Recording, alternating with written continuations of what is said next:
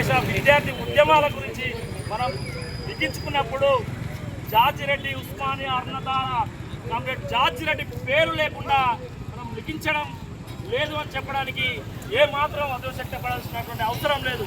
ఎందుకంటే జార్జి రెడ్డి ఒకవైపు 1970వ దశకంలో కేవలం తన అకాడమిక్ చదువులకే పరిమితం కాకుండా ఈ సమాజంలో అతి చిన్న వయసులో 25 సంవత్సరాల వయసులోనే ఈ సమాజంలో జరుగుతున్న దోపిడీ పీడనలను అర్థం చేసుకొని ఈ సమాజంలో అసమానతలు ఉన్నాయి, ఈ సమాజంలో కులం ఉంది, ఈ సమాజంలో మతం ఉంది, ఈ సమాజంలో విద్య అనేది కొంతవరకే పరిమితమైంది. కాబట్టి విద్య అనేది అందరికీ అందాలని ఒక లక్ష్యంతో తన వ్యక్తిగతమైనటువంటి లక్ష్యాలను త్యాగం చేసి పీడీఎస్ విద్యార్థి సంఘాన్ని స్థాపించి నాటి నుండి నేటి వరకు విప్లవ రాజకీయాలని ప్రజాస్వామిక వేదికకు పలుకుతున్న డిమాండ్లను పీడీఎస్ పోరాటం చేస్తుంది.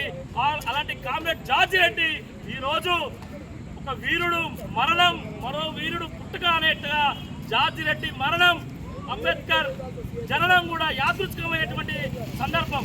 ఈరోజు పీడీఎస్ గ్రేటర్ హైదరాబాద్ కమిటీ ఆధ్వర్యంలో జార్జి రెడ్డి 53వ వర్ధంతి నిరసన జార్జి రెడ్డి 53వ వర్ధంతి కార్యక్రమం నిర్వహిస్తున్నాం.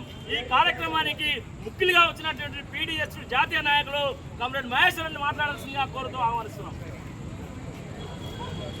కామ్రేడ్స్, అన్నలారా, అక్కలారా, ఉస్మానియా యూనివర్సిటీలో చదువుకుంటున్నటువంటి ప్రతి బిడ్డకి జార్జి రెడ్డి అంటే ఒక విద్యుత్ తీగలా ఎట్లా ఎప్పుడు మెరుస్తూ ఉంటుందో, ఎప్పుడు చరచర మెరుస్తూ ఉంటుందో అట్లాంటి స్ఫూర్తినిచ్చినటువంటి జార్జి రెడ్డి ఉస్మానియా యూనివర్సిటీ బిడ్డ.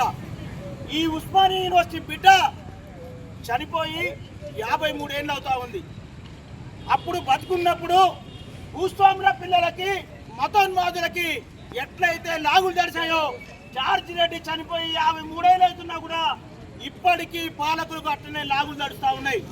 అందుకే ఈరోజు మేము ఇక్కడ సినిమా ప్రదర్శన చేస్తామని చెప్పేసి ఆర్జీ పెట్టుకొని పర్మిషన్ తెచ్చుకొని ఇక్కడ సినిమా ప్రదర్శనకి మేము ఇక్కడ పూనుకుంటే ఈరోజు పోలీసులు అప్రజాస్వామికంగా చాలా నిరంకుశంగా వ్యవహరించి జార్జి రెడ్డి సినిమా ప్రదర్శన అడ్డుకోవడం, ఇది ఏ రకమైన చర్య?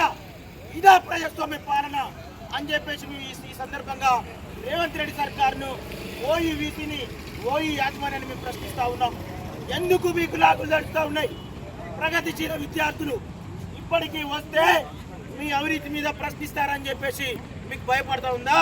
లేకపోతే యూనివర్సిటీలో సమస్యలు ఉన్నాయి, ఆ సమస్యలకు వ్యతిరేకంగా పోరాటం చేస్తారని మీరు భయపడతారా? లేదంటే అమ్మాయిలకి అనేకమైన సమస్యలు ఉన్నాయి ఆ యూనివర్సిటీలో ఈ స్ఫూర్తితోని కార్యక్రమాలు చేస్తారని చెప్పేసి భయపడుతున్నారని చెప్పేసి మీ సందర్భంగా ప్రశ్నిస్తూ ఉన్నాం.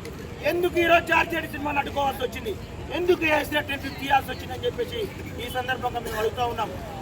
కేసీఆర్ పరిపాలన, 10 ఏళ్ల కేసీఆర్ పరిపాలనలో నియంతృత్వం ఉందని చెప్పేసి, ప్రజాస్వామిక పాలన రావాలని చెప్పేసి మేము గతంలో టీఆర్ఎస్ని, బీజేపీని ఓడించడం చెప్పేసి మేము ప్రచారం చేసినాం. దీని కొరక, మమ్మల్ని అడ్డుకోవడం కొరక, మా జార్జి రెడ్డి సినిమాను అడ్డుకోవడం కొరక మేము ఈ ప్రజాస్వామిక పాలన రావాలని చెప్పేసి మేము పోరాటం చేసిందని చెప్పేసి ఈ సందర్భంగా రేవంత్ రెడ్డి మేము ప్రశ్నిస్తూ ఉన్నాం. ఇప్పటికైనా ఇట్లాంటి నియంత్రిత విధానాలు మానుకోండి రేవంత్ రెడ్డి గారు, వీసీ గారు, రిజిస్టర్ గారు అని చెప్పేసి ఈ సందర్భంగా హెచ్చరిస్తూ ఉన్నాం. మీరు ఇట్లనే వ్యవహరిస్తే మాత్రం పెద్ద ఎత్తున పీడీఎస్ ఆధ్వర్యంలో భవిష్యత్తులో పెద్ద ఎత్తున ఉద్యమిస్తామని చెప్పేసి ఈ సందర్భంగా తెలియజేస్తూ ఉన్నాం. జార్జి రెడ్డి ఆ రోజు ఒక స్కాలర్, ఎమినెంట్ స్కాలర్, ప్రపంచం, దేశం గర్వించదగ్గ స్కాలర్.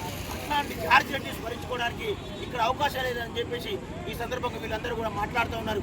ఓయూవీసీ కానీ, రిజిస్టర్ కానీ, రాష్ట్ర ప్రభుత్వం కానీ ఇట్లాంటి చర్యలు మానుకోకపోతే మీరు గత ప్రభుత్వానికి ఏ విధంగా ఇంటికి పంపించారో విద్యార్థులు కూడా మళ్ళీ అదే విధంగా పంపించడానికి సర్వం సిద్ధమవుతా ఉందని చెప్పేసి ఈ సందర్భంగా హెచ్చరిస్తూ ఉన్నాం.